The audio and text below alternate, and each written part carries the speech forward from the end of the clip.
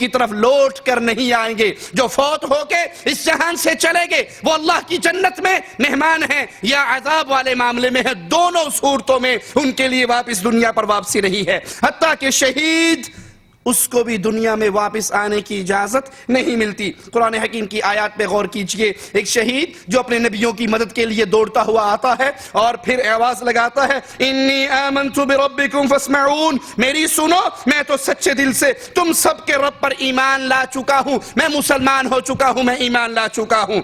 پھر ظالم اس کو قتل کر دیتے ہیں، وہ شہید ہو جاتا ہے. اب وعدہ لگاتا ہے قیل ادخل الجنہ، اس کو کہا جاتا ہے چلو شہید ہو گئے اللہ کی جنت کے مہمان بن جو. قال یا لیت قومی یعلمون، وہ حسرت بھرے الفاظ میں کہتا ہے قال یا لیت قومی یعلمون، اے کاش میری قوم کو پتہ لگ جائے کہ شہادت کے بعد میرے ساتھ کیا سلوک ہوا ہے. بما غفر لی ربی وجعلنی من المکرمین، میرے اللہ نے مجھے بخش دیا ہے اور عزت والوں میں مجھے شامل کر دیا. وہ کہتا ہے کاش میری قوم کو پتہ لگ جائے. وہ اپنی قوم کو رپورٹ دینے کے لیے واپس نہیں آ سکا، اس کو واپس نہیں آنے دیا گیا. وہیں سے کہتا ہے یا لیت قومی یعلمون، اے کاش میری قوم کو پتہ لگ جائے، وہ بھی اس توحید کی دعوت کو سینے سے لگائے اور اس دعوت کو دیتے ہوئے شہادت کا مقام پائے. لیکن اس شہید کو دنیا میں آ کر اپنی قوم کو خبر دینے کی اجازت نہیں ملی.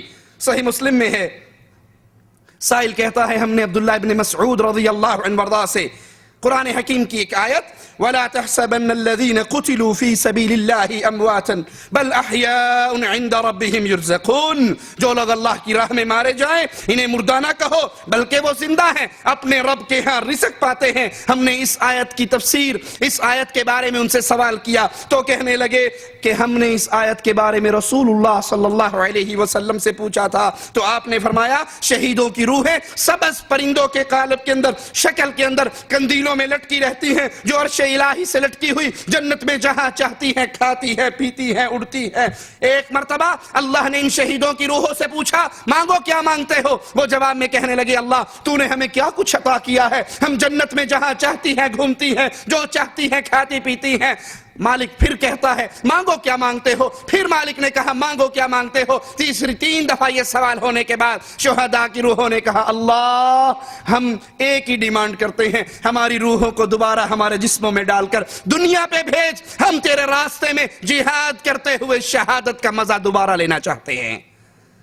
تو مالک نے جب دیکھا کہ ان کی کوئی خواہش نہیں تو پھر ان کو چھوڑ دیا گیا، واپس آنے کی اجازت ان شہداء کو بھی نہیں ملی. ترمذی میں ہے سیدنا جابر کے والد کے بارے میں رسول اللہ صلی اللہ علیہ وسلم نے پوچھا، رسول اللہ صلی اللہ علیہ وسلم نے فرمایا کہ ان سے اللہ تعالیٰ نے سوال کیا کہ جو تمہاری ڈیمانڈ ہے مانگو، جو تم طلب کرنا چاہتے ہو کرو.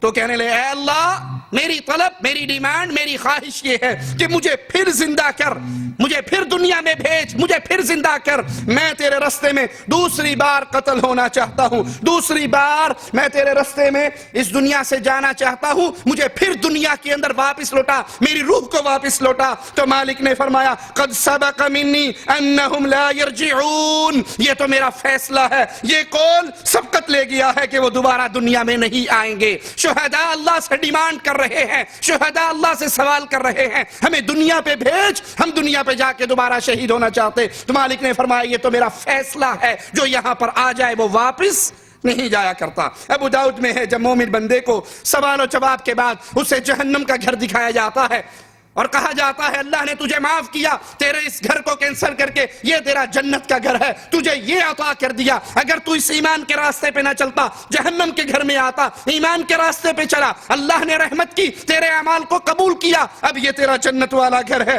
تو اس گھر کے اندر رہنے والا ہے. تو وہ فوراً فرشتوں سے کہتا ہے ذرا مجھے چھوڑ دو، ذرا مجھے چھوڑ دو، میں واپس جا کر اپنے گھر والوں کو یہ خوشخبری دینا چاہتا ہوں کہ مجھے اللہ نے جنت عطا کر دی. لیکن اسے کہا جاتا ہے اب یہیں ٹھہرو، اب یہیں ٹھہرو، دنیا کی واپسی کے سلسلے بند ہیں، ختم ہو چکے ہیں، تمہارا اگلا جہان آغاز ہو چکا ہے، اب یہیں ٹھہرو، واپسی نہیں ہے. مگر افسوس قرآن و حدیث کے اتنے واضح دلائل کے باوجود آج علماء دیوبند اور علماء بریلی ان عقائد، ان دلائل کے خلاف یہ عقیدہ رکھتے ہیں کہ اولیاء مرنے کے بعد جب چاہیں جہاں چاہیں آتے جاتے ہیں، نبی بھی آتے جاتے ہیں، اولیاء بھی آتے جاتے ہیں، پیر و فقیر بھی آتے جاتے ہیں۔ یہ ہمارے ہاتھ کے اندر اشرف علی تھانوی صاحب کی اشرف السمانے جلد نمبر 1 ہے، اور اس کے صفحہ نمبر 15 کے اوپر یہ قصہ لکھا ہوا کہ ہمارے پردادا وہ جا رہے تھے، راستے میں ڈاکوؤں نے حملہ کیا، بارات میں جا رہے تھے،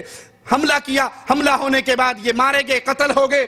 کہا شہادت کے بعد ایک عجیب واقعہ ہوا، شب کے وقت اپنے گھر مثل زندہ تشریف لے آئے اور گھر والوں کو مٹھائی لا کر دی، اور فرمایا اگر تم کسی سے ظاہر نہ کرو گی تو روز آیا کریں گے، مٹھائی بھی لایا کریں گے۔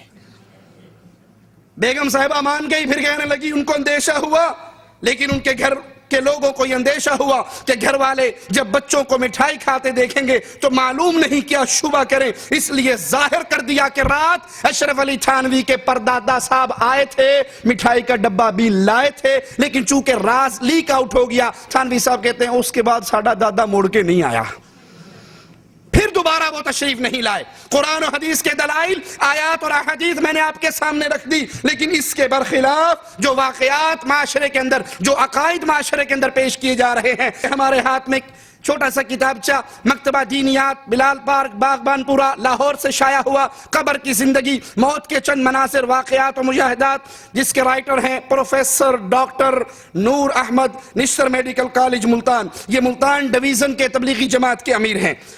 اس کے صفحہ 39 پہ لکھتے ہیں طاہر شاہ صاحب کا مر کر زندہ ہونا، ماشاءاللہ، مر کر پھر زندہ ہونا۔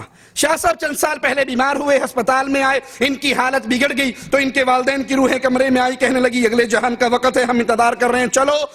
وہ آئے، شاہ صاحب کو لے کے اللہ کے پاس پیش ہونا ہے، چلیں۔ ظاہر شاہ صاحب کی روح کو آسمانوں پر لے گئے، جب آسمانوں پر ظاہر شاہ صاحب کی روح پہنچی تو وہاں مولانا یوسف اور احمد علی لاہوری سے ملاقات ہوئی۔ یہ دونوں حضرات پریشان ہو گئے کہ دعوت کا کام کرنے والا، تبلیغی جماعت کو چلانے والا تو یہ اکیلا آدمی تھا، دعوت کا کام کرنے والا اکیلا طاہر شاہ تھا، اس کو بھی اللہ میاں نے بلوا لیا۔ پھر یہ بات انہوں نے مولانا الیاس سے کی، انہوں نے جا کر حضور کو شکایت کی، اللہ کی شکایت رسول اللہ کو کی، اور ظاہر شاہ کو واپس دنیا میں جانے کو کہا۔ اسی دوران میں شاہ صاحب کا ہسپتال میں وفات ہو چکی تھی، ان کی میت کو گھر لایا جا رہا تھا کہ شاہ صاحب اٹھ بیٹھے اور خود چل کر گھر پہنچ گئے۔ مر بھی گیا، اتو پھیرا بھی پا آیا تے کر بھی پڑ گیا۔ انا للہ و انا الیہ راجعون۔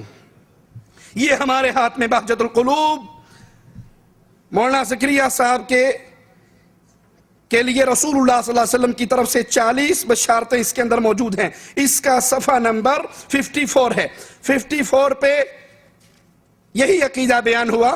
23 رجب 1400 ہجری 6 جون، آج بعد عشاء عزیز عبدالحفیظ نے صلاۃ والسلام کے بعد میری یعنی حضرت شیخ زکریا کی طرف سے حضور کو عرض کیا کہ حرمین کا رمضان چھوڑ کر پاکستان فیصل آباد اس لیے جا رہا ہوں کہ وہاں لوگوں کو اللہ اور اس کے رسول کا نام لینا آ جائے، اس کے لیے دعا فرمائیں۔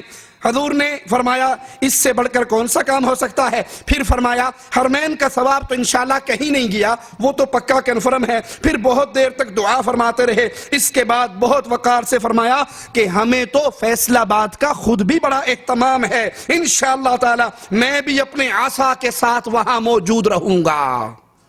رسول اللہ صلی اللہ علیہ وسلم فرما رہے ہیں مولانا زکریا صاحب کو آپ فیصل آباد تشریف لے جاؤ، فکر نہ کرو، میں بھی اپنے عصا کے ساتھ فیصل آباد میں آؤں گا تمہارے تبلیغی اجتماع کے اندر، اور اپنے عصا کے ساتھ وہاں پر موجود رہوں گا۔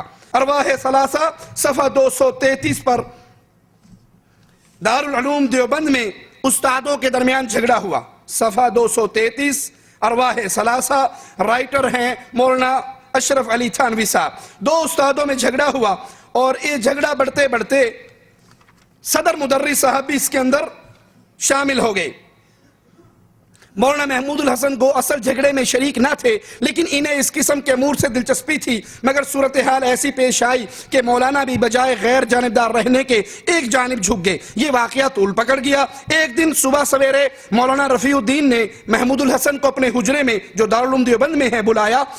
حضرت حاضر ہوئے, حجرے کے کواڑ بند تھے, وہ اندر داخل ہوئے, سخت سردی کا موسم تھا. رفیع الدین صاحب نے فرمایا پہلے یہ میرا روئی کا لباس دیکھ لو. جو انہوں نے لبادہ دیکھا وہ خوب بھیگا ہوا تھا, تر تھا. کہا واقعہ یہ ہے ابھی ابھی مولانا قاسم نانوتوی جو فوت ہو چکے ہیں